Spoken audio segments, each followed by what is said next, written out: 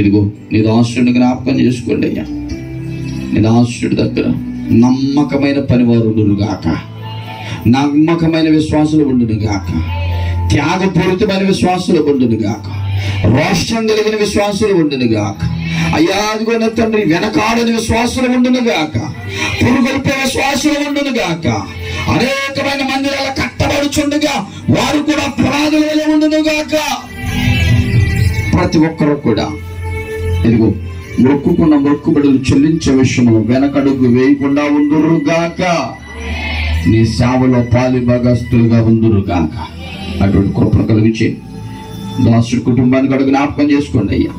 మరలా మేమందరం కలిసి ఆనందించే కృపను కలిగించేయమని ఎరుగునంత వచ్చిన బిడ్డలందరూ కూడా వాక్యాన్ని హృదయంలో భద్రపరుచుకుని, ఎస్, మండుచున్న పొద అనే దేవుని మందిరంలో మేముంటే ధైర్యపడతామని, మండుచున్న పొద అనే దేవుని మందిరంలో మేముంటే ఆదరించబడతామని, మండుచున్న పొద అనే దేవుని మందిరంలో ఉంటే మరణం నుంచి తప్పించబడతామని గుర్తిరిగి నీ బిడ్డలు ఈ పొదలోనే ఉందురు గాక, ఈ పొదలోనే ధైర్యపరచబడుదురు గాక, ఈ పొదలోనే ఆదరించబడుదురు గాక, ఈ పొదలోనే మరణం నుంచి జీవంలోనికి తప్పించబడుదురు గాక, ఈ పొదలో నుంచే నీ బిడ్డల ఆశీర్వాదాలు పొందుకొందురు గాక, ఈ పొదల నుంచే పరలోకానికి చేరుదురు గాక.